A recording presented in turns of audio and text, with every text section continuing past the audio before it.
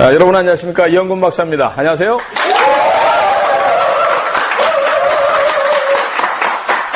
제가 네트워크 마케팅에 대한 거를 연구하고 또 계속해서 강의를 한 지 꼭 12년이 됐습니다.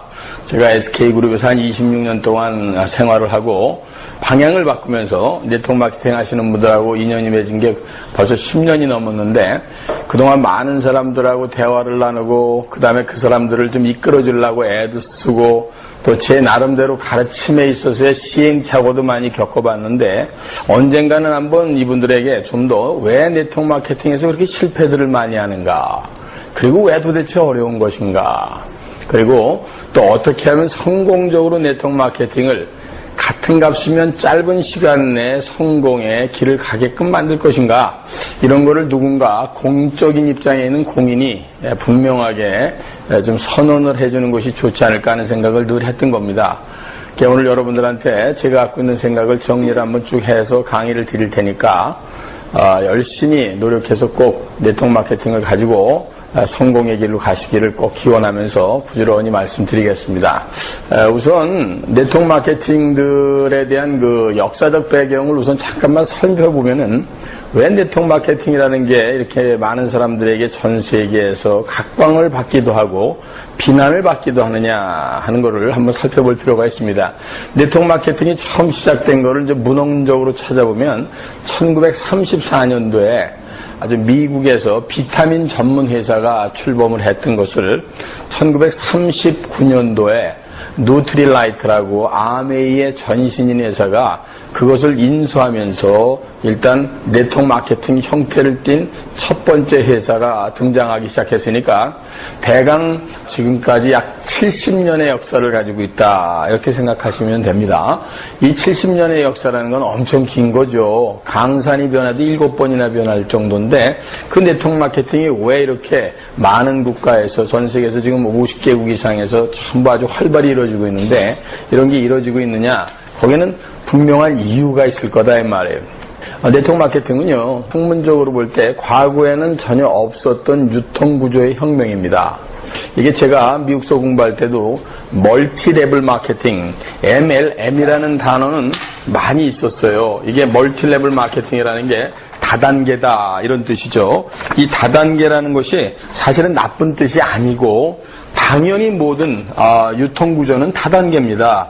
이 생산자로부터 종합 무슨 뭐 대리점, 그 다음에 그 밑에는 대리점, 작은 소매점 해갖고 소비자까지 하는 단계를 이뤘다 해서 멀티레벨이라고 하는 건데, 다만 중요한 것은 이게 우리가 생각하고 있는 현재 불법 피라미드나 네트워크 마케팅하고는 조금 개념이 다르게 출발했다는 거죠. 사실 이 세상에 멀티레벨 마케팅이 아닌 건 없습니다. 그런데 지금 현대 20세기 들어오면서 우리가 생각하고 있는 네트워크 마케팅하고 과거의 멀티레벨 마케팅하고는 약간의 개념 차이가 있다는 거예요. 우선 그거를 여러분들이 많이 이해를 하고 계셔야 지금 내가 이런 일을 왜 하고 있는 거고 어떤 일을 하고 있는 거고 여기에 대한 장점은 뭐고 단점은 뭐고 강점은 뭐고 약점은 뭐다, 이런 걸 알고 있어야 소비자가 됐든 또는 사업자들을 다 같이 일할 사람을 찾을 때도 논리 정연하게 얘기를 할 텐데, 대부분 자기 스스로가 셀프-아머드, 소위 말해서 자기 무장이 돼 있지 않은 상태에서 사람들을 얘기를 하다 보니까 오해의 소지가 아주 많은 거죠. 이 멀티레벨 마케팅 다단계는 전혀 나쁜 게 아닙니다. 이 멀티레벨 마케팅을 잘못 활용하고 단기적인 이익을 보려고 했던 사람들 때문에 생겨난 게 요즘에 우리들이 그 주변에서 많이 보고 있는 그게 불법 피라미드라는 겁니다. 이 불법 피라미드라는 단어는요, 사실 가만히 살펴보면 피라미드도 다단계 구조입니다. 이게 나쁜 건 아니죠. 이 세상의 모든 건 피라미드니까요. 대통령 밑에 총리 있고 총리 밑에 장관들 10명 있고 장관 밑에 차관 있고 차관 밑에 국장 있고 다 다단계 아니고 피라미드 아닙니까? 중요한 건 앞에 붙은 두 가지 글자입니다. 불법. 그러니까 여기 불법에 대한 대응되는 말은 정통, 합법, 이런 말이 되겠습니다. 자, 이 세상에는요, 항상 좋은 게 생기면 거기에 상응하는 반드시 사이비가 꼬이게 돼 있습니다. 그런 사람들이 오히려 정통 합법적으로 하는 사람들보다 사람들에게 폐해를 많이 주기 때문에 우리는 그걸 불법 피라미드라고 규정을 하고 있고, 일본에서는 악덕상법 이렇게 또는 악덕상행위 이런 걸로다가 이런 사람들을 규정을 하고 있습니다. 자, 1934년서부터 출발해서 1989년도에 정식으로 출발한 로트릴라이트가 미국에서는 불법 피라미드가 없었느냐? 역시 똑같이 아주 똑같은 과정을 거친 거예요. 그 사람들도 우리가 어린아이들이 태어나면 바로 뒤집지 못하고 움직이다가 뒤집고 그 다음에 기려고 애를 쓰고 그 다음에 무언가 잡고 일어나고 그 다음에 걷고 뛰듯이 단계를 다 거치게 되어 있습니다. 미국에서도 미스터 폰지라는 친구가 있었는데 폰지라는 건 사람 이름인데 폰지 책략이라고 그래서 아주 나빴던 게 있었어요. 그게 요즘으로 치면 불법 피라미드입니다. A라는 사람이 B라는 사람을 꼬시고 B라는 사람이 C라는 사람을 꼬시고 C라는 사람이 D라는 사람을 꼬셔서 밑에 사람의 피를 쭉쭉 빨아먹게 하듯이 하고 돈을 전부 챙겨갖고 도망가는, 요즘에 우리가 주변에서 너무나 많이 보는 일들이 미국에서도 1950년대, 60년대 엄청나게 횡행했던 때가 똑같이 있습니다. 그런 것 때문에 거기에 의거해서 법이 생기기 시작하고 그런 거를 정리하는 과정을 거쳐서 미국은 오늘날 아주 누가 얘기해도 저는 네트워크 마케팅 하는 사람입니다 라고 얘기했을 때 어우 네트워크 마케팅 하세요? 그거 아주 좋은 에어리어죠. 네트워크 마케팅은 굉장히 좋은 제품의 상품을 중간에 마진 없이 상당히 싼 값에 강력한 경쟁력을 갖고 옮긴다는 그런 개념이 사람들 머리에 정확히 들어갈 수 있게끔 정착되는 데까지는 몇십 년이 걸렸다 그 말이에요.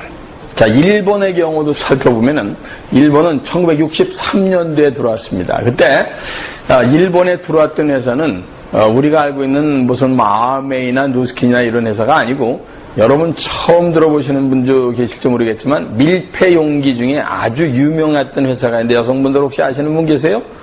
타퍼웨어라고. 밀폐용기 중에 제가 미국에 있을 때 그 용기를 처음 만나고 나서 이야 이게 잘 만들었네. 근데 슈퍼마켓 가면 없는 거예요. 제가 그 당시에 그게 네트워크 마케팅인 줄 몰랐던 거죠. 그래서 집에 있는 사람이 그걸 써보고 여보 이거 참 좋네 이거. 그런데 누구한테 샀어? 그랬더니 옆집 아줌마 소개에 의해서 샀다는 거야. 그게 타퍼웨어라는 게 있었는데 그게 제일 처음에 일본에 1963년도에 들어갑니다. 그러니까 일본은 지금까지 약 50년 가까이 된 역사를 갖고 있는 거예요. 한국은 1990년대 중반쯤 들어왔으니까 이제 16, 7년 정도 돼가고 있는 거고요. 따라서 미국에 비해서는 그 역사가 3분의 1도 안 되고 일본에 비해서도 거의 반도 안 되는 역사에 있는 겁니다. 저보러 얘기를 하라면은 짜로서 보면 네트워크 마케팅은 우선 미국 기준이 됐든 세계 기준이 됐든 반드시 다음과 같은 4가지 단계를 거치는 것 같아요. 그게 아주 참 미묘한데 그거를 살펴보면 앞으로 한국에서의 네트워크 마케팅은 어느 위치에 와 있고 어디까지 갈 것 같으냐 하는 것들에 대한 해답이 아주 쉽게 나옵니다. 1단계는요. 그게 바로 도입 발전기예요. 도입 발전기라는 건 도입이 돼서 발전하는 기간이라는 거지. 지금 한국은요 1단계 거의 끝에 와 있습니다. 이게 1인당 국민소득으로 보면 대개 2만 달러까지가 도입 발전기에 해당됩니다. 2단계는 도입 발전기를 거치게 되면은요 성장, 아주 완전히 성장, 이렇게 해서 성장기로 쫙 성장 팽창기가 오게 됩니다. 아시겠죠? 그 다음에 3번째 단계가요 바로 쇠퇴기가 반드시 오게 돼 있어요. 그래서 도입, 발전, 성장, 쇠퇴기를 거치고 그 다음에 4번째는 선진국에서 보면은 미국 같은 경우에는 이미 도입, 발전기, 성장이 다 거쳐서 이미 쇠퇴기에 거의 들어갈 때쯤 되는 거예요. 미국은. 일본은 성장기에서 쇠퇴기 초입쯤 들어가 있습니다. 그럼 미국은 왜 지금도 대단한 회사들이 미국에서 활동을 하고 있는가? 그렇죠. A라는 제품은 이렇게 도입, 발전, 성장, 쇠퇴기를 거칠지 모르지만 바로 4번째 단계에서 선진된 기업들은 다음과 같은 2가지를 가지고 그 국면을 벗어나려고 합니다. 첫 번째 그런 노력이 뭐냐면 신시장 개척이라는 거예요. 해외로 나갑니다. 신시장 개척을 하기 위해서 전 미국에 있던 회사들이 일본, 한국, 독일, 영국, 프랑스로 전 세계로 쫙 뻗어나가서 전 세계 벌써 50여 개국에 진출을 해 있게 되죠. 두 번째는 신시장 개척이 아니라 뭐가 있을 수 있겠어요? 신상품 개발을 끊임없게 하게 됩니다. 신상품이라는 건 A라는 제품은 쇠퇴기에 들어갔을지 모르지만 B라는 제품을 갖고 쇠퇴기에 들어가기 전에 다시 도입 발전기를 통해서 성장 팽창기를 거쳐 쇠퇴기에 또 맞이할 준비를 하는 그런 사이클에 다음에 R&D 투자에 의해서 신제품을 계속해서 만들어낸다는 거예요. 신제품이 한 5년에 한 번씩 새로운 게 반드시 출시가 되지 않으면 이 다음의 쇠퇴기에 다음 단계로다가 점프업을 할 수가 없죠. 그래서 저는 이걸 글로벌 또는 다음 단계에 그죠? 도약 단계로의 진입이다. 이렇게 표시를 할 수 있습니다.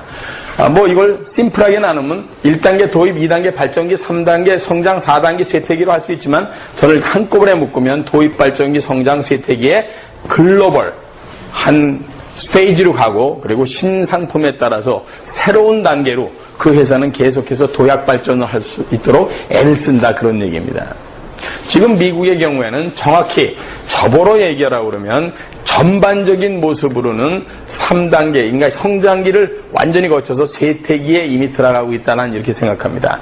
그래서 지금 미국에 있는 여러분이 잘 아시는 모든 네트워크 회사들이 해외로 진출을 엄청나게 빨리 하려고 애를 쓰는 거고 일본의 경우는 지금 도입 발전기 성장기에 거의 꼭대기에 와 있기 때문에 조금 있으면 바로 미국을 따라서 쇠퇴기로 갈 가능성이 높다 이렇게 생각을 하시면 됩니다.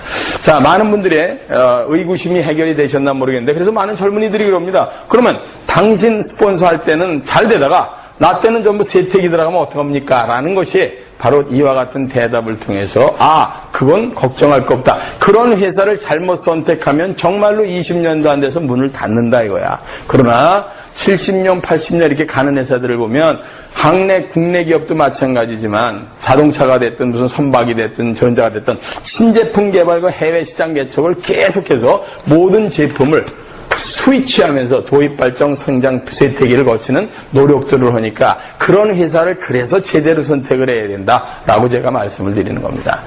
그렇기 때문에 경쟁력 없는 회사랑 네트워크 사업을 하면 5년, 10년도 못 가서 전부 손을 떼는 이유가 바로 제품에 대한 경쟁력이나 다이버시피케이션, 다변화를 못하는 회사에 들어갔기 때문이지 네트워크 사업 자체에 문제가 있는 것은 전혀 아니다. 이렇게들 생각하시면 됩니다. 아마 오늘 제 강의를 들으시면서 많은 분들이 그렇다면 우리 회사는 지금 어디쯤 와 있구나 하는 것을 아마 정리가 되실 겁니다.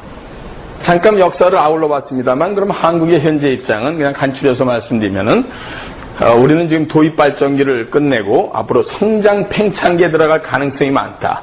그럼 미국에서도 도입 발전기 때는 어떤 일들이 있었느냐? 엉터리 피라미드 회사랑 엄청난 싸움을 해서 많은 네트워커들이 엄청난 정신적인 피해를 입고 그것 때문에 그만두고 주변에서 손가락 받았던 사람이 그 당시에도 많았다 이거야.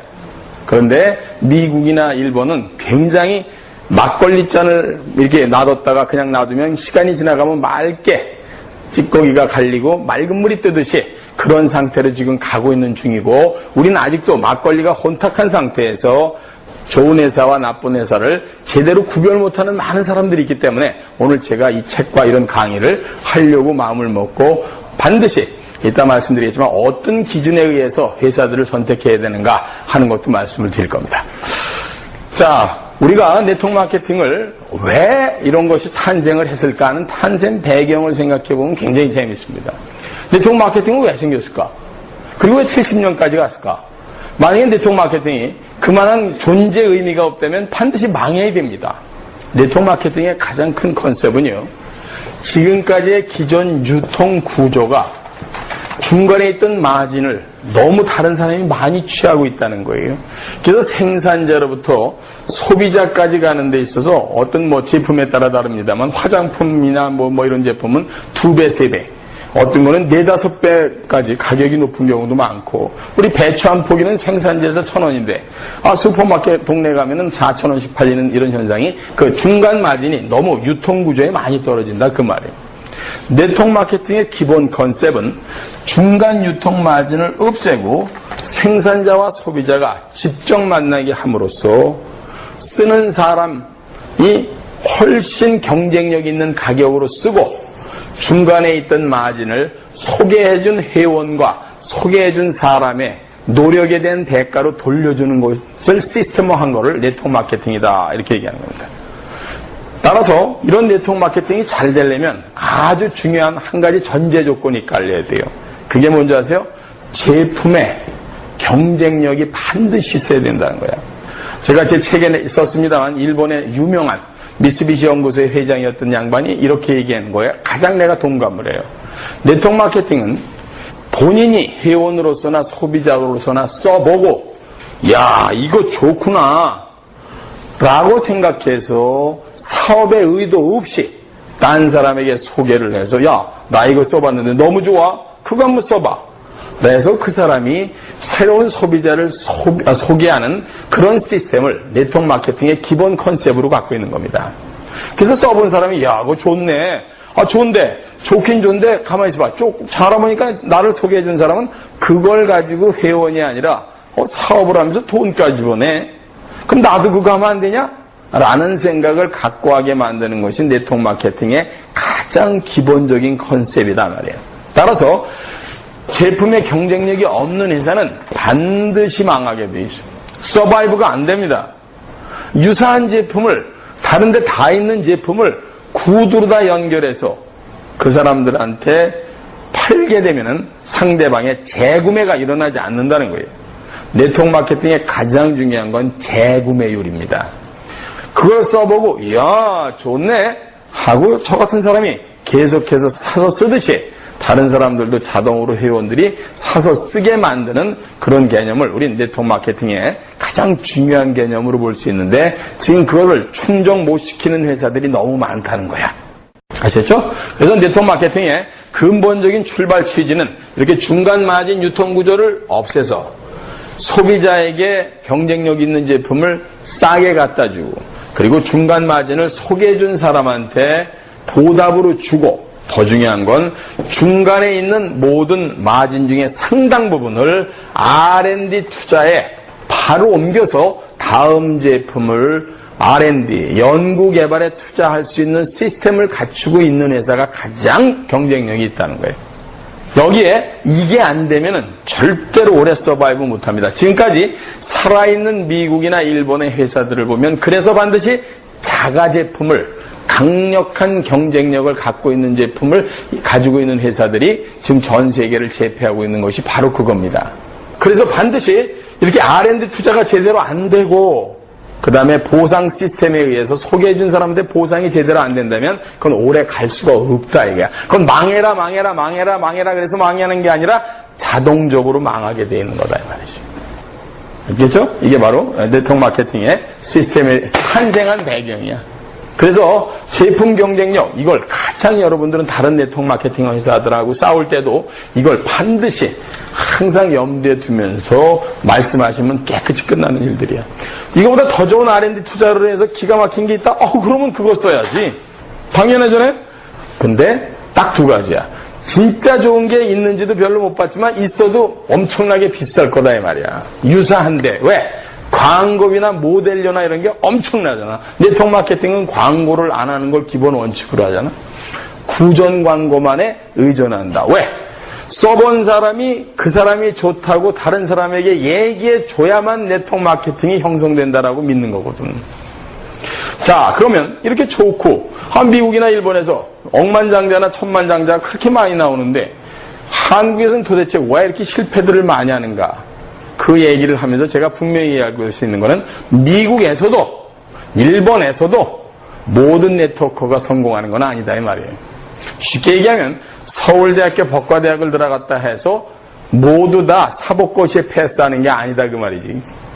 어떤 사람이 어떤 회사를 선택하든 간에 그 안에서 어떻게 정정당당히 잘 제대로 바르게 하느냐 하는 것이 컨셉인데 그거를 제가 지금부터 풀어드리게 되면 아하 하는 생각이 드실 거다 이 말이야. 그러면 우선 어떻게 하면 잘하느냐 이걸 얘기하기 전에 왜 네트워커들은 실패를 그렇게 많이 하고 엔티 사이트에 들어가면 전부 네트워크하는 사람들은 나쁜 놈이고 네트워크 회사는 전부 도둑놈이라고 써 있는가 하는 걸 한번 제가 분석을 해드리려고 그러는 거예요. 네트워크 마케팅을 하면서 장점이 뭐가 있는지부터 잠깐 살펴볼까요? 네트워크 마케팅의 장점. 첫 번째 장점은 뭐예요? 돈 없이 점포 없이 할 수 있거든. 사실 이 세상에 돈 없이 점포 없이 할 수 있는 거 그리 많지 않아요? 있어요, 있기는. 대리운전, 어느 집에 가서 홀서빙, 노가다. 근데 네트워크 사업은 돈 없이 점포 없이 할 수 있다. 이게 아주 강력한 첫 번째 장점이야. 여기에 이의를 제기하는 사람은 아무도 없을 거예요. 다만 가끔 엉터리 회사에 들어가서 500~600만 원어치 물건을 산다 하는 거는 잘못된 거다. 이건 정통 네트워크라는 게 아니라니까. 그런 사람들 때문에 그것이 피라미드니 불법 다단계처럼 오인을 받고 실제로 집에 가서 집사람한테 여보 500만 원 없어, 1000만 원 없어, 주변에 돈 빌려다가 하는 거 절대로 안 되는 이유가 바로 그거예요. 그러니까 어쨌든 첫 번째 장점은 돈 없이 점포 없이 할 수 있다는 거예요. 두 번째는 학벌이 없어도 남녀노소 동등하게 시작할 수 있다는 거 굉장히 큰 장점이라고.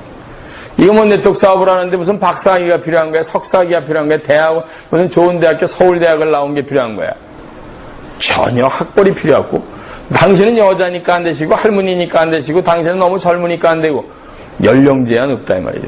이거 굉장히 중요한 겁니다. 그죠? 그런 거 사실 많지 않아요? 셋째는요, 사이드 잡, 더블 잡을 할 수 있다는 거예요. 아까 노가다는 사이드 잡, 더블 잡이 안 돼. 그래서 먹고 살려면 무슨 땅을 파야 될 거 아닌가 봐. 그죠?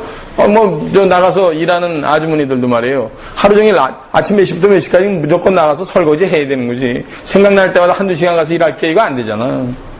근데 네트워크 마케팅은 자기가 하는 일을 하면서 사이드 잡으로 그리고 더블 잡으로 할 수 있다는 건 대단히 중요한 장점이야. 네 번째는요, 유산으로 자제분들한테 물려줄 수 있다는 거예요. 지금 제대로 된 정통 네트워크 회사의 시스템이나 사규가 어떻게 되어 있느냐면 A라는 사람이 열심히 사업을 하다 사고가 났어. 그래서 세상을 떠났어. 그럼 거기서 그동안 들어왔던 돈은 그 아이 이름으로 다 계속 통장에 꽂혀. 굉장히 좋은 시스템이죠. 그거 굉장히 중요한 겁니다. 회사마다 3대째까지 또는 2대째까지 1대 때까지 보장하는 게 약간씩 다르긴 하지만 유산으로 물려줄 수 있는 사업이라는 게 아주 큰 미국에서나 일본에서의 장점이에요. 그 다음에는 이게 물통사업이 아닌 파이프라인적인 사업이라는 거예요. 물통사업이라는 이런 거예요. 여기에 운물이 있어. 여기서부터 이쪽에 우리가 먹는 부엌까지 내가 가서 물통으로다 한 바켓을 길어오다가 주면 10,000원씩을 받는 걸 물통사업이라고 그래요. 지구상에 있는 모든 직업의 99%는 전부 물통사업이에요. 거의 99%가 물통사업이에요. 파이프라인적인 사업이라는 건 뭐냐면은 이론적으로는 여기서부터 물통으로다가 길어오지 않고 어느 날 남들은 다 바빠 죽겠는데 그냥 놀러 다니는데 바쁜 시간 쪽에서 천천히 땅을 파기 시작하면서 여기다가 파이프라인을 묻는 거예요. 뭐 어떤 사람은 6개월 만에, 어떤 사람은 1년 동안, 어떤 사람은 2년 동안, 어떤 사람은 5년 만에 파이프라인이 다 형성되고 난 다음에 수도꼭지를 딱 틀으면 그 물이 계속 나온다는 거지. 물론 수도관을 가끔 청소도 해주고 관리는 해야지. 그러나 제대로 탄탄하게 만들어 놓으면 완벽하게 자기가 수도꼭지처럼 틀어놓으면 물이 계속 나와. 2달 동안 미국 갔다 와도 물 나오고 6개월 동안 쉬고 있어도 그 시스템에 의해서 기본적인 것만 만들어 놓았으면 다 들어오는 시스템을 우린 파이프라인적인 사업이다 이렇게 얘기하잖아요. 근데 거기다가 여기 여성분들이 한 반은 되지만 여성의 참여가 이거보다 쉬운 게 없거든. 여성의 참여가 쉽다는 건 네트워크 사업의 굉장히 큰 장점이야. 사실은 선진국에 가게 되면 여성들의 사회 활동이 거의 100% 일어나야 돼. 미국에 정말 대부분의 사람이 아니라 100% 다 맞벌이 하다가 정상 1%에 들어가는 사람들은 이제 나중에 부인들이 들어오기 시작해요. 근데 그 전까지는 반드시 다 이래. 두 가지야. 하나는 경제적 자유, 두 번째는 여성도 바깥에 활동을 하면서 자아 실현을 하겠다는 생각을 자꾸만 가게 되거든. 이게 계속. 근데 여성의 참여가 아주 자유로운 게 이 직업이다 그 말이야. 그 다음에 너무 재밌는 게 동네 김밥 장사를 하더라도 계산을 지가 해야 돼요. 회계를. 근데 네트워크 사업은 경영은 본사가 다 알아서 해주고 단순히 나가서 사람들한테 물건 전달만 하면 되는 일이니 너무 쉬운 거야.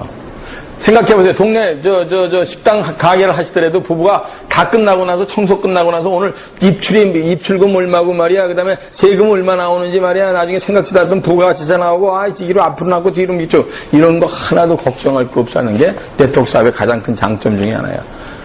영업이나 또는 제품 전달에만 하고 나머지는 다 회사가 책임잖아. 물건을 사실은 옮기는 것도 유통도 회사가 다 해주잖아. 전화하고 하면 얼른 택배. 그러니까 본인은 아무것도 할 게 없어요. 재고를 쌓아놓을 공간도 필요 없고 너무너무 신나는 거라고. 깨끗한 장사야 아주. 그런 거 있으면 얘기해봐. 내가 볼 땐 거의 없다고요. 그죠? 그 다음에 또 있어요. 이게 시간이나 목표량이나 활동 범위를 본인 스스로가 정하는 거잖아. 나는 요렇게 하루에 4시간씩만 3시간씩만 요렇게 해서 나는 한 달에 요만큼만 벌었으면 좋겠다 하는 목표량을 자기가 정하면 되는 거예요. 시간에 얽매이지 않고 편안하게 할 수 있다는 거지. 장점이죠. 그 다음엔 아까 말씀드렸다시피 재고가 없다는 거고, 이건 경영학적 용어인데 진입장벽 쉽고 퇴출장벽 쉬워. 내일부터 하다가 모레 관둬도 돼.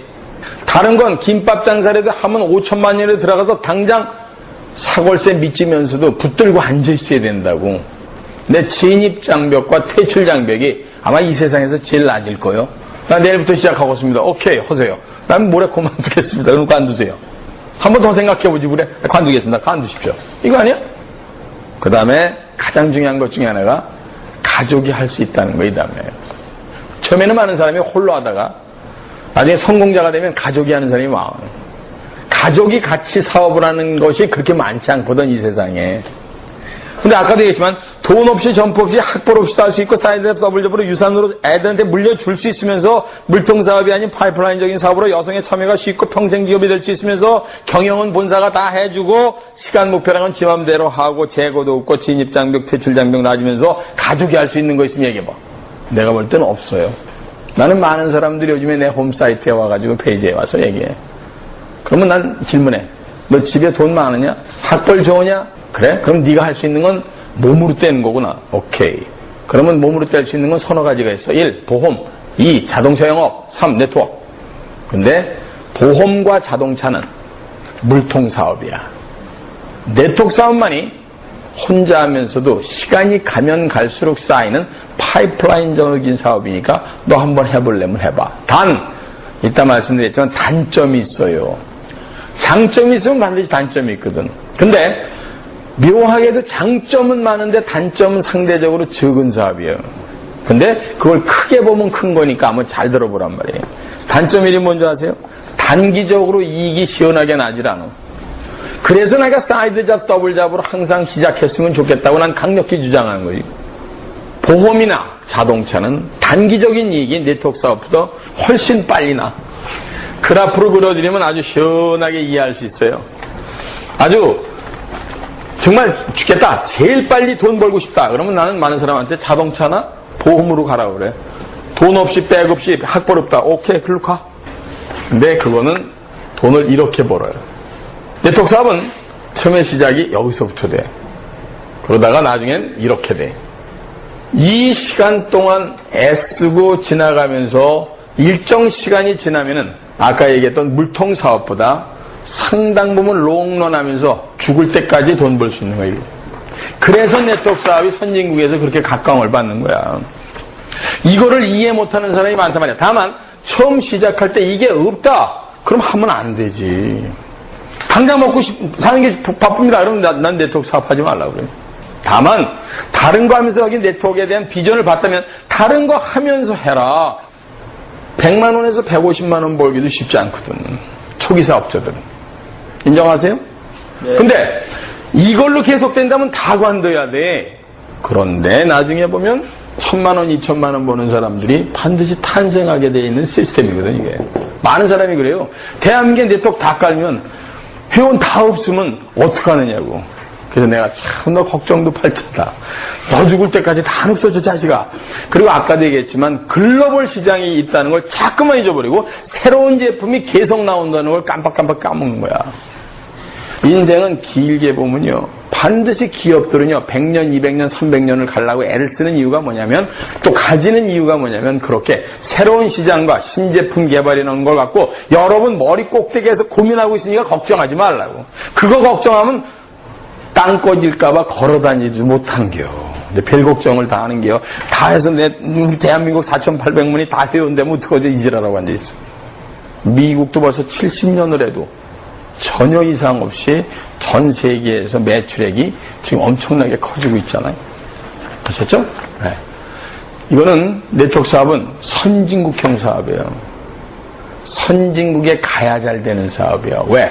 유통구조에 마진을 줄이고 현명한 소비가 일어날 수 있는 사회적 구조가 돼야 네트워크 사업이 되거든. 그래서 후진국에는 네트워크 사업이 안 되는 거예요. 그래서 우리는 앞으로 선진국에 들어갈 거기 때문에 네트워크 사업에 대한 비전은 밝다, 어둡다, 밝다 라고 내가 얘기한 거고, 아까 얘기한 것처럼 성장 팽창기에 들어가고 성숙기가 거쳐서 쇠퇴기가 오더라도 걱정하지 말아라.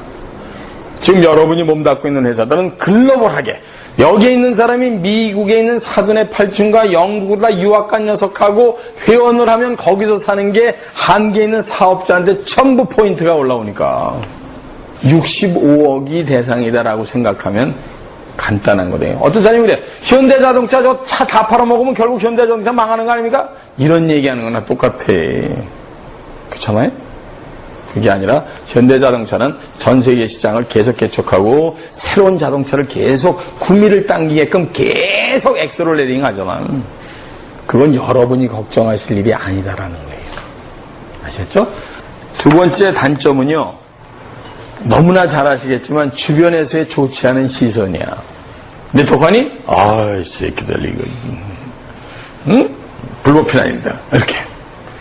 그런 것 때문에 저 같은 사람이 여러분들을 보호하려고 애를 쓰는 거 아니에요. 그래서 지금 이 책도 그래서 만드는 거야. 주변에서의 시선이 좋지 않은 건 당연해. 왜? 지금 이 순간에도 엉터리 회사들이 많은 젊은이들의 돈을 빨아먹고 앉아있으니까 아주 안타깝다고. 그죠? 그런데 아까도 선진국의 예를 들었지만 상당히 빠른 속도로 없어지고 공정거래법이 됐든 저 직접 판매법 같은 게 개선이 되면서 그런 엉터리들이 발을 붙이지 못하게끔 자꾸만 하고, 더욱 중요한 건 이제 국민들이 절대로 우리 같은 사람들이 책 쓰는 걸 자꾸만 읽으면서 이거 아니네 라고 생각하면서 사회가 빠른 속도로 정화될 거란 말이야. 인터넷 시대가 우리한테는 굉장히 정화 효과를 빨리 해주거든. 엔티 사이트가 많으면 많을수록 안 들어가는 사람이 많지. 그저 나쁜 새끼들 훨씬 나쁘다고 많이 얘기해야 돼. 그런데 중요한 건 정통 네트워크 안에서도 엔티 사이트에 가보면 전부 나쁜 글이 들어있는 이유가 뭐냐면, 그저 이따 말씀드릴게요. 내부에도 문제가 있는 사람들이 있다 이거야, 아직도. 어쨌든 주변에서 시선이 좋지 않다는 게 두 번째 단점이야. 세 번째 단점은 가족들의 강력한 저항이 있을 수 있어. 그래서 맞지? 여보, 그 많은 것 중에 왜 이걸 한다고 지랄이야, 이거. 왜 그걸 한다고 지랄이야. 그리고 평상시에 사이 좋았던 시누이도 이 올케 언니 여자가 좀 미쳤어요, 뭐 이러면서. 강력한 가정의 저항이 사람들을 굉장히 디프레스하게 만들잖아요. 그래서 저 같은 사람이 방송, 강연, 그리고 책을 써서 그런 사람의 폐해나 어려움을 줄여주려고 이렇게 애를 쓰고 있는 거다. 그거 이외에는 단점이 없어. 자, 얘기해봐. 내가 볼 땐 단점이 될 게 없다고. 자, 단기적으로 이익이 좀 시원하게 발생하지 않는다. 주변에서 좋지 않은 시선이다. 가족들의 강력한 저항이 있을 수 있다. 다른 거 있으면 얘기하세요. 책을 다시 쓸 테니까. 난 아무리 서재해서 아무리 생각해도 다른 단점이 없는 거야. 다른 단점은 없어. 돈이 많이 들어가 없어. 돈이 들어갔으니까 이제 아무 때나 관둘 수 있어. 뭐가 단점이에요?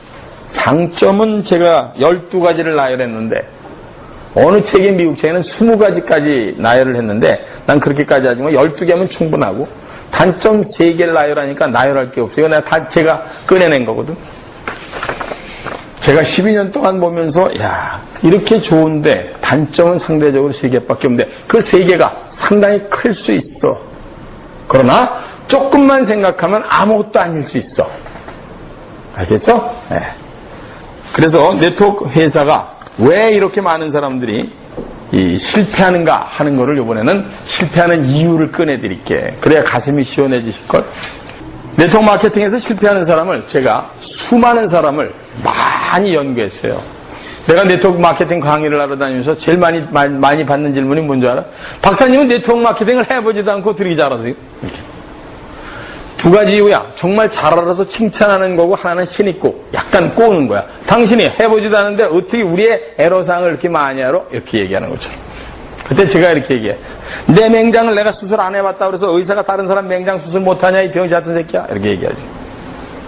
학자는 사회적인 현상이나 여러 가지를 케이스 스터디에 의해서 오히려 객관성을 가지고 더 잘 볼 수 있어. 거기 빠져있는 사람은 지 거 좋다고 막 얘기했기 때문에 안 보여. 근데 우리 사람은 냉철하거든. 저건 분명히 장점인데 저건 단점이야. 쟤네들이 장점이라고 하는데 내가 볼 땐 단점이야. 또는 지가 잘났다고 하는데 저건 아니야 하는 걸 난 더 잘 볼 수 있어요. 실패하는 가장 큰 이유가 뭐냐면요, 너무 서둘러. 이거는 서둘러서 되는 게 아니거든. 서두르는 거하고 바쁘게 뛰는 거하고는 다른 거야. 열심히는 뛰어야 되는데 서두르면 안 돼. 서두르면 왜 안 돼? 왜 안 되는데 이유가 있을 거 아니야. 내가 늘 얘기하지만 절대 시간이라는 게 필요해.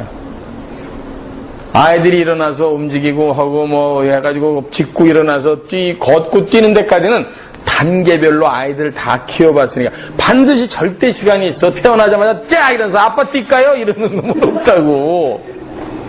근데 많은 사람이 착각을 해. 나는 뛸 수 있다. 이렇게. 저는 12년 동안 연관산업에서 분명히 얘기했는데 그렇게 나는 뛸 수 있는 사람은 없어요.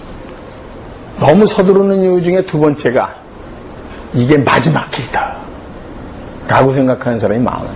지금은 많이 좋아졌는데 IMF 끝난 다음에 갈 데 없고 명퇴당하고 이런 사람들이 이거 빨리 해서 그냥 돈을 한꺼번에 벌어보자.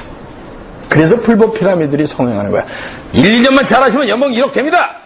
죄송하지만 네트워크 사업에서 1, 2년 만에 1억을 번다는 건 거짓말이야. 여기다 칼이 들어와도 나한테 칼을 댈 놈도 없겠지만 때려주게도 이 단계에서 네트워크 사업에서 1, 2년 안에 연봉 1억 받는 사람 없어. 있다면 이상한 일이야.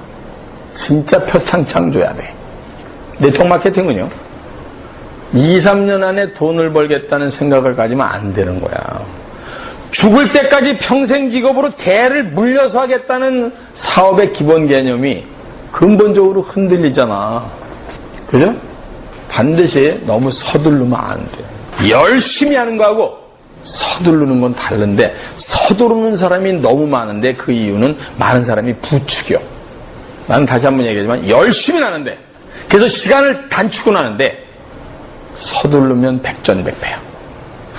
두 번째는요, 너무 크게 생각했다가 실망해. 연봉 1억 가자! 이러고 씨발 안 되네. 씨발 이러고 그만두는 사람이 너무 많아요. 주변에 보세요. 이게 바로 원인이란 말이야. 이렇게 천천히 제 강의 같은 걸 다 듣고 충분히 스폰서들이 그렇게 얘기를 하고 시작했으면 그럴 일이 없을 텐데, 스폰서들이 전부 브라핑하고는 이거 짜라고 여기 100만장자 1000만장자 보세요. 그 사람들은 15년 20년 남들한테 욕 우라지게 먹었을 때부터 17년 한 사람을 자꾸만 1, 2년 안에 될 것 같이 착각에 빠지게 한다고. 그죠? 네, 세 번째는요, 바른 회사를 선택하지 않아서 그래. 네트워크 회사에 무늬만 네트워크 회사면 네트워크 회사냐 이 말이야. 너무 엉터리가 많아.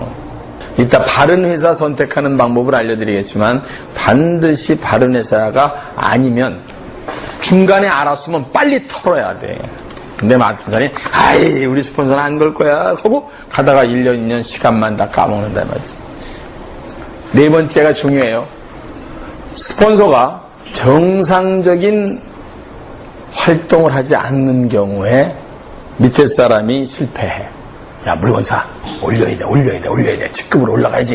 야, 네가 이건 투자야. 한 300만 원치 사고 가자. 나 어느 집에 갔더니 말이에요, 평생 쓸 치약이 있더라고. 어느 집에 갔더니 평생 쓸 샴푸가 있어. 무슨 얘기인지 아시겠어요? 안 돼, 그거. 아까 얘기했죠? 네트워크 마케팅 사업의 가장 큰 장점은 재고가 없어야 하는 거예요. 근데 집에 재고가 쌓이기 시작하면 뭔가 정통 네트워크가 아닌 거라고.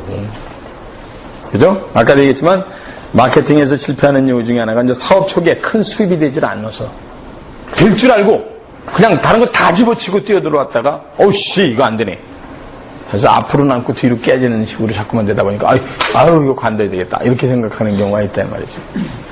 주변에서 많이 보시죠. 그 다음에 6번째는요. 왕년에 내가 누군데 라는 사고방식을 갖고 있으면 절대로 실패해요. 아까도 얘기했죠. 여기에 장점은 남녀노소 학벌 아무 관계없어. 누구나 들어와서 자신있게 뛰고 열심히 뛰는 거 이외에는 정도가 없는데 야야야야 내가 왕년에 누군데 이 자식아 내 방법대로 한번 해볼게 이렇게. 이게 아주 큰 실패하는 요인인데 많은 사람들이 그 길을 많이 걷고 있더라는 거야. 그 다음에 7번째가요. 자세하게 검토해보지 않고 사업을 시작을 해요. 우리는 대학을 진학을 하려면 대한민국의 모든 대학의 성적표를 놓고 무슨 과가 있는지 보고 그 학교는 뭐가 전공이 좋은지를 다 검토하고 지점수에 가장 좋은 학교를 찾아가. 근데 평생을 갈 사업을 제대로 믿을 만한 사람도 아닌 사람의 말을 듣고 쫓아간다고. 그래서 많은 사람이 나한테 와서 얘기할 때 우리 같은 사람은 공정하게 모든 걸 아니까 여기보단 여기가 낫고 여기보단 여기가 낫고 내가 대학교 그레이드를 서울대가 낫고 그다음에 연대가 낫고 고대가 낫고 그레이드를 매길 수 있듯이 그런 사람한테 가서 물어보지도 않고 그냥 컨택트에 의해서 사업을 시작하거든. 좋은 거야 이 새끼야 형님한테 한번 해보자 이렇게. 그럼 안 되는 거예요. 알겠죠? 그 다음에 마지막으로 앞에 거랑 비슷한 얘기인데 천천히 꾸준하게 하려는 자세가 부족해요. 슬로우 앤 스테디. 그런 사람이 대개 실패들을 많이 해. 제일 위험한 건 데드라인을 정해놓은 거야. 언제까지 하고 안 되면 손 떼겠습니다. 이거 안 되는 거예요. 이거는요, 이 포인트가 언제까지 올지 사람마다 다 다른 거기 때문에 이걸 내가 정의를 내려줄 수가 없어요. 언제만에 된다가 없어. 그 사람의 과거, 경력, 학벌, 그 다음에 스마트한 그 사람의 IQ, 살아온 이력 이런 것들에 의해서 이 브레이크 이븐 포인트, 손익분기점이 하는 게 다 다르거든. 생각을 해보세요. 사회생활을 여태까지 엉망진창으로 한 새끼가 이걸 한다고 달려들어서 이게 되겠느냐고. 근데 네트워크를 요즘엔 안 그런데 처음에 하는 사람들 보면 진짜 엉터리가 많았거든. 그냥 날라리 걸러이 그냥 정말 하다가 안 되니까 이거 와서 하겠습니다 하는 사람이 너무 많았습니다. 그러니까 그런 놈이 데려오니까 그런 사람도 그런 거고 그런 사람도 그런 거고 그 주변에 있는 사람 봐봐야 구매력 있는 사람도 없고 그러니까 몇 달 하다 보니까 이거 아니네 이러고 떠나는 거라고. 그게 다 실패하는 이유예요. 지금 제가 설명드린 한 7, 8가지가 성공하지 못하는 이유. 이게 일반적인 인생에서의 성공도 똑같아. 다 서둘러다 깨지거든. 그리고 슬로우 앤 스테디. 그래서 우리가 성공 역량 제고과정에서 항상 내가 얘기하는 건 매일 아침마다 일찍 일어나서 똑같게 하고 한 게 습관화가 계속돼서 하루 이틀 점적천석 떨어지는 물방울이 바위에 구멍을 내듯이 그런 자세를 갖고 가야 되는데 어느 날 도깨비 방면으로 쳐서 그냥 성공하고 싶다는 못된 생각을 갖고 인생을 사니까 성공이 안 되는 거나 똑같다. 그렇다면 성공하기 위한 자세를 제가 설명을 드리면 되잖아요. 난 네트워커들한테 이거하고 좋은 회사 선택하는 기준 이 2가지만 말씀을 드리려고 나머지를 쭉 깐 거야. 그러면 성공을 하기 위한 자세가 없다면 네트워크에서 성공하는 사람이 없어야 될 거 아니야. 반드시 있단 말이야. 대한민국에 죄송하지만 1년에 수십억씩 버는 사람이 있다고 우리 눈앞에. 그리고 수억씩 받는 사람은 많아요. 여러분 회사에도 연봉 1억짜리 이상이 많아요. 그 사람들은 도대체 어떻게 거기까지 갔을까? 첫째는요, 처음부터 시작이라는 자세를 가져야 돼요. 네트워크 사업은 처음부터 시작이다. 내가 뭐 한 거하고 아무 관계없이 이건 새로운 사업의 스타트 라인에 쓰는 거거든. 그래서 내가 아까 왕년의 내가 이런 건 아무 소용없어. 다만 왕년의 내가가 아니라 내가 가지고 있던 과거의 경력과 인맥관계가 활용된다면 훨씬 도움이 되겠군 이 생각은 해야 되지만 내가 왕년에 누군데 하는 생각을 가지려면 이거 안 하는 게 나은 거야. 스타트 라인에 정확히 기본적인 자세를 마음을 비고 서야 돼.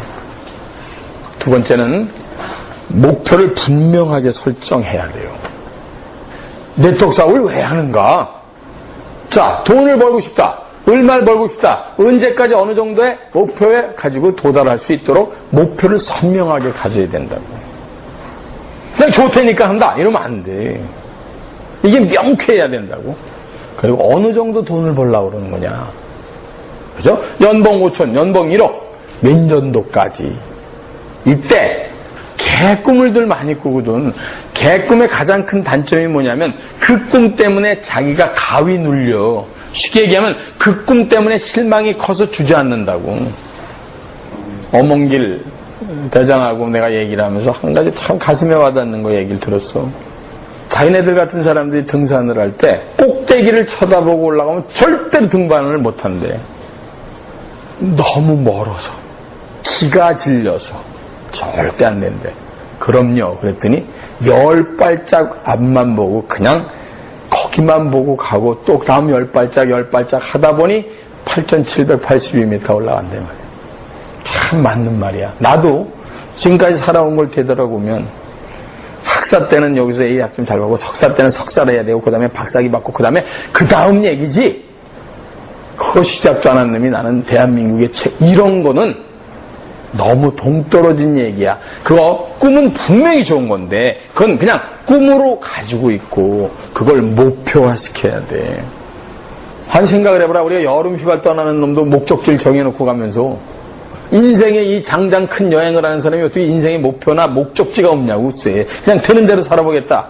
그게 아주 어떻게 보면 유유자적한 것 같지만 바보병신 쪼다새끼다 그 말이요. 안 그래요? 목적지가 있어야 될 거 아니야. 이런 일을 할 때도 목표가 분명해야 되는데 개꿈을 꾸면 안 돼. 절대로 개꿈 꾸게 안 해. 개꿈은 정말 사람을 금세 실망시키고 넉다운하게 만들어. 다운. 그래서 손에 잡히는 범위 내에서 짜야 중간에 그만 안 둬. 근데 많은 사람이 너무 크게 얘기한다고. 그러다가 본인이 가위 눌린다니까 말은 뱉어놨지 쪽팔리지 도망갈 구멍부터 생각하다가 나중에 그냥 그만두는 사람이 너무 많은 거예요. 난 그래서 많은 사람들한테 너무 서두르지 말아라 라고 얘기하는 게 바로 그거야. 이거는 다시 한번 얘기하지만 인생 죽을 때까지 하고 대를 물려서 할 거라며. 그렇지 않으면 이거 하면 안 돼. 2, 3년 안에 돈 벌겠다 그러면 안 돼. 안 되는 걸 어떻게 하려고 그러냐고. 아주 예외가 있을 수 있어. 인생을 기가 막히게 살아왔던 사람이 인간이연곤이라는 사람이 네트워크 사업을 해서 2년 안에 연봉 1억 가겠다. 그러면 가능성이 있을 거야. 근데 여태까지 살아온 거는 전부 F학점인데 배낭간 2달 공부해가지고 전교 1등 하겠다는 거는 똑같거든. 그거 누가 믿겠어? 본인 스스로도 못 믿는데. 그러니까 아웃풋이 안 나와. 어쨌든 그래서 목표를 좀 분명하게 현실적으로 정확하게 설정해라. 어몽길 대장의 말을 잘 기억해 두세요. 앞에 10걸음 정도만 쳐다보고 뚜벅 슬로우 앤 스테디 매일 그냥 지치지 않고 호흡을 가다듬으면서 가더니 어느새 에베레스트 꼭대기더라. 참 좋은 얘기 아니야? 근데 많은 사람들이 에베레스트 쳐다보고 그냥 이러고 올라가다 중간에 다 죽잖아. 세 번째는요. 시스템을 믿어야 돼. 이게 무슨 얘기냐면 미국에서 정통 네트워크에서는 70년 됐다고 그랬잖아. 70년 동안 전 세계에서 머리 제일 좋은 사람들이 시행착오를 거치면서 제일 좋은 걸로 현재까지 만들어 놓은 거야. 근데 많은 사람이 엉뚱한 생각을 해. 가끔 나 이런 생각을 하면서 놀랜다. 내가 제법 한국에서는 앞서가는 사람이잖아. 이번에 책을 쓰면서도 정리하면서도 다른 책을 보지 않고 정리를 거의 끝내놓고 미국 책을 보니까 이미 다 나와 있어. 미국에서도 몇십 년 전에 나처럼 네트워커들을 보면서 안타깝고 애정 있는 생각을 가져서 정리해놓은 사람이 있더라고. 근데 많은 사람이 시스템을 안 믿어. 그러면 안 돼. 그래서 내가 늘 시스템에 합류하라고 그러는 거야. 시스템에 내가 지금까지 지켜본 걸 통계로 뽑진 않았지만 시스템에 합류하는 사람은 시스템에 합류하지 않는 사람보다 성공 확률이 한 3배는 높아. 시스템이라 하면 랠리, 컨벤션, 그 다음에 무슨 목요 미팅, 토요 미팅, 월요 미팅, 그 다음에 저녁 강의 같은 거를 시간 날 때마다 그게 단축시키는 유일한 길이거든. 왜? 선배들이 해놨던 엑기스를 쪽쪽 빨아먹는 시간이니까. 근데 자기 혼자 선배들이 열심히 한 거를 제끼고 가보려고 그래 보니까 선배가 다 갔다 그 길을. 그거를 바보처럼 반복을 하고 나서 아이씨 누가 지나갔네. 이러고 앉아있는 바보들이 70년 동안 있다 이 말이야. 나는 강력히 얘기하는데 정통 네트워크 회사라면 그 회사가 서바이브 돼서 지금까지 왔다면 반드시 그 회사 시스템을 믿어야 돼. 그렇지 않으면 그 회사를 떠나야 돼. 자기보다 머리 좋은 사람들이 다 만들어 놓은 거에 몇십 년 동안의 시행착오를 거쳐서 지금까지 수정 보완돼 온 거야. 그러니까 그걸 만약에 고치고 싶다면 그걸 충분히 익힌 다음에 플러스 알파는 좀 할 수 있겠네요 라고 얘기를 해야 되는 거다 그 말이야. 그러려면 시스템에 100% 참여하도록 애를 써라. 그거 내가 자꾸만 얘기하는 거야. 그래서 아까 말씀드린 대로 슬로우 앤 스테디, 천천히 그러나 꾸준히 해야 성공하는 사업이에요. 네트워크 사업은 꼭 죽순하고 똑같아. 중국의 죽순이 바깥에 나와서 성장하기 전에 6년인가 7년인가 땅속에 묻혀 있잖아. 그 다음에 1년에 70cm씩인가 막 자라잖아. 1년에 70이야. 뭐 나오잖아. 그래서 우르륵 자란다고. 네트워크 사업은 그런 거야. 그래서 매력이 있어.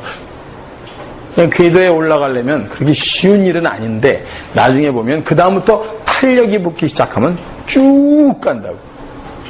그 다음에 그래서 스폰서를 잘 선택을 하고 만나야 돼. 스폰서를 잘못 만나면 굉장히 힘들어져. 스폰서들이 장난을 노는 사람을 만나면 큰일 나지. 그래서 많은 사람들이 사고를 치는 거야. 그래서 스폰서의 기본 요건은 정직해야 돼.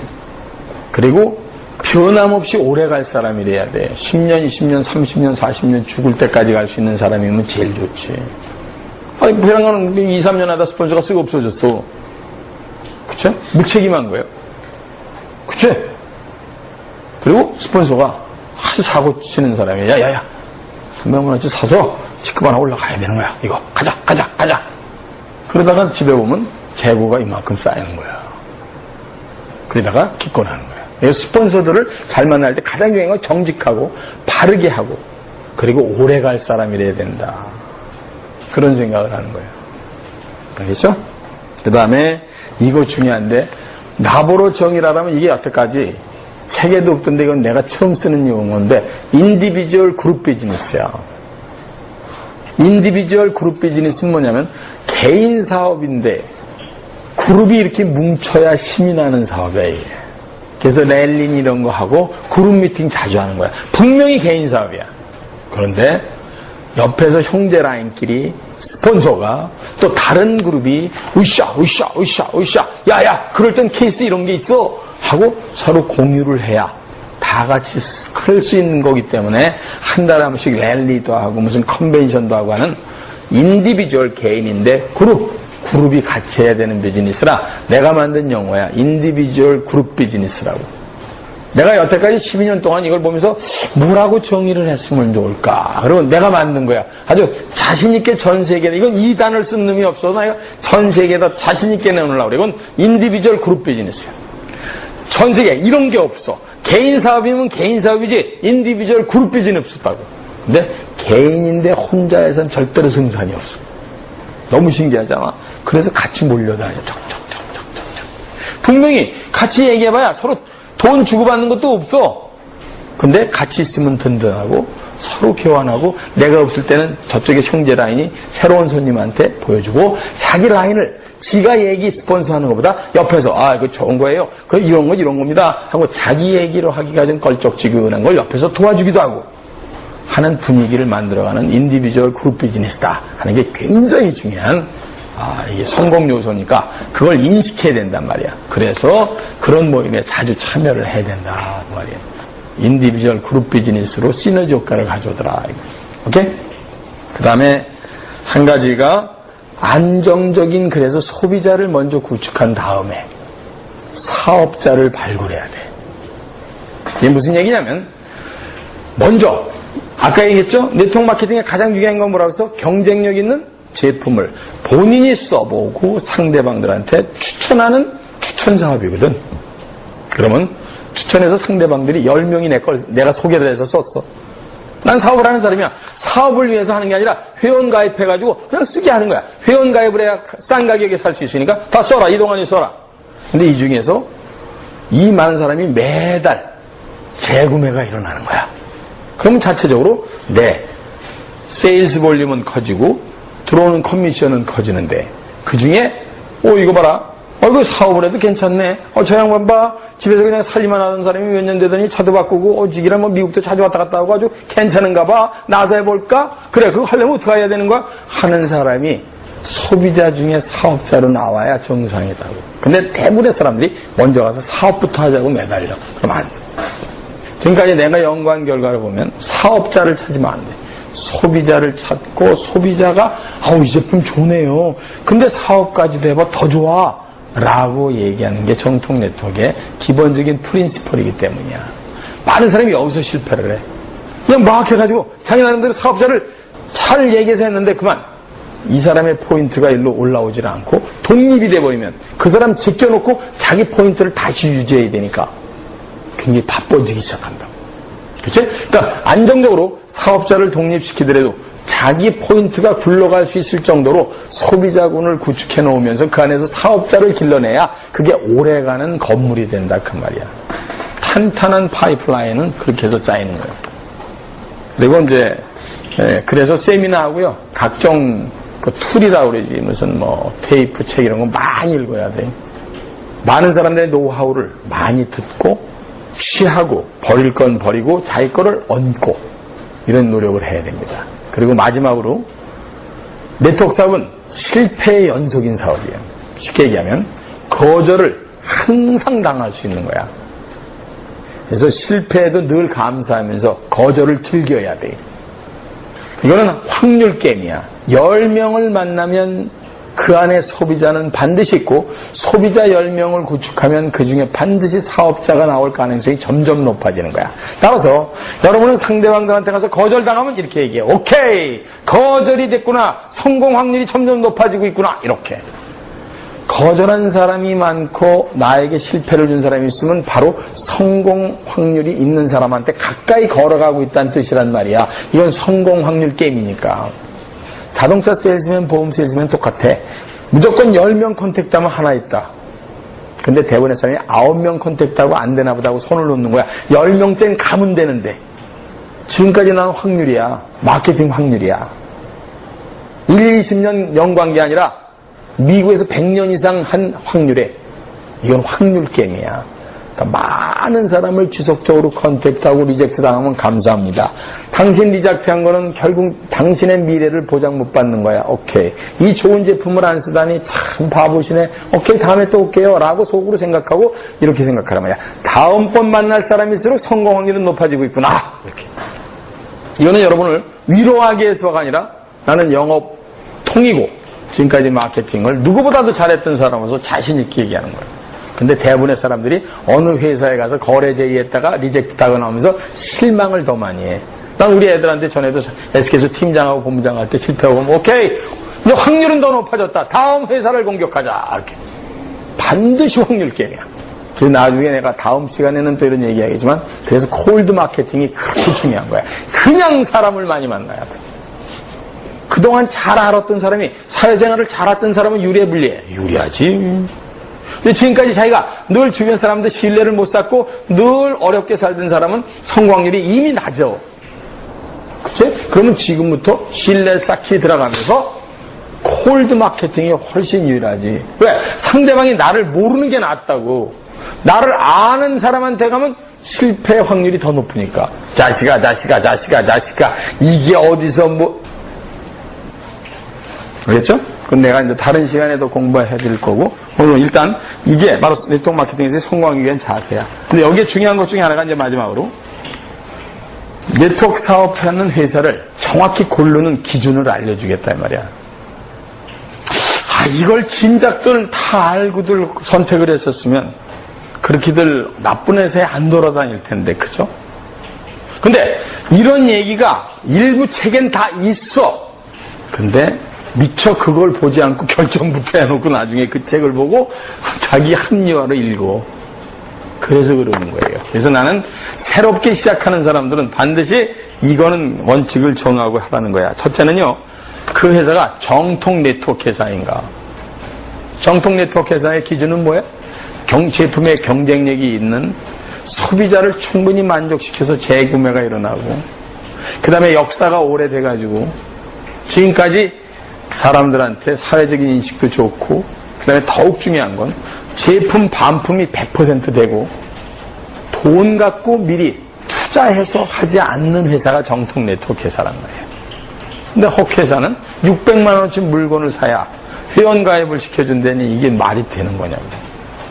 만약에 지금도 돈을 받고 회원가입을, 물론 무슨 그냥 간단히 10,000원, 20,000원 받는 거면 혹시 몰라요. 왜냐면 그 회사의 프로세스비니까. 근데 몇백만 원을 받는다든지 하면 근본적인 정통 네트워크 회사에는 안 맞는 거다, 이 말이에요, 기준이. 두 번째는 그 회사의 신용도를 봐야 돼요. 신용도를 보는 방법이 여러 가지가 있어요. 인터내셔널하게는 DNB라고, 던앤브래스터라고 전 세계 최고의 신용 등급 회사에서 주는 등급이 있어. 그런 회사의 등급이 도대체 몇 등급인가를 보면 돼. 거기 보면 A 등급, B 등급, C 등급 나오고 A도 트리플 A, 무슨 5A 해갖고 점수가 쭉 있어. 그거를 먼저 살펴봐야 되는데 대부분 오는 사람이 그 회사가 무슨 등급인지도 모르고 옆에 사람의 권유해서 끌려오다 보니까 나중에 보니까 서울대학이 아니라 지방에 있는 이상한 대학을 간 거예요. 하나는 더, 아까 얘기했지만 그 회사의 제품이 진짜 경쟁력이 있는가, 이거 잘 살펴봐야 돼요. 경쟁력 없는 제품 갖고는 절대로 몇십 년 대를 이어서 절대로 못 나가. 마지막으로는 그 회사의 문화, 칼처라고 그러죠. 어떤 문화를 갖고 있는가 하는 것을 반드시 살펴보셔야 돼요. 이 네 가지를, 정통 네트워크 회사인가, 신용도는 어떤가, 제품의 경쟁력은 있는가, 그 회사의 문화는 좋은 회사인가 라는 걸 지금이라도 살펴보고, 아니다 싶으면 제 강의 테이프나 책을 읽은 다음에 그 회사를 그만두셔도 좋다라고 난 감히 얘기할 수 있다는 거죠. 다시 한번 얘기하지만 대학을 갈 때는 자기 실력에 맞춰서 하나라도 좋은 대학을 가려고 그렇게 애를 쓰면서 평생을 가야 될 사업을 하는데 재보지도 않고 많은 회사에 그냥 덕후덕 해놓고, 그 회사 갔는데 그 회사가 자기 회사 나쁘다고 그러는 회사 있어요? 좋은 얘기만 다 하지. 그러니까 사업자가 특히 되기 전에는 회원은 될 수 있어. 회원은 10군데 다 회원하면 어때나? 근데 사업을 하려고 그러면 지금 네 기준만큼은 반드시 봐라. 다시 한번 정통 네트워크 회사인가? 신용도는 높은가? 그리고 제품의 경쟁력은 있는가? 그 회사의 문화는 건전한가? 건전하다는 얘기는 굉장히 중요하죠. 랠리 같은 데는 1박 2일로 여자들이고 남자들이고 다 몰려다녀. 그게 건전치 않은 문화를 갖고 있는다라 그러면 여러 가지 종류의 사고가 날 수 있어. 그렇잖아요? 집에 있는 가족들이 늘 걱정할 수 있어. 그거 굉장히 중요하지 않아요? 그런 것까지 저는 살펴보면서 걱정을 많이 했는데, 정통 네트워크 회사에서는 그런 사고가 날 확률이 굉장히 낮다는 걸 내가 12년 동안 지켜본 거야. 왜? 거긴 인디비주얼 그룹 비즈니스이기 때문에 그런 시그널이 나타날 정도면 주변에서 그 사람을 제거시키거나 그 사람이 거기에 같이 못 있게끔 분위기가 만들어지고 그 사람들이 그 조직에 못 있어.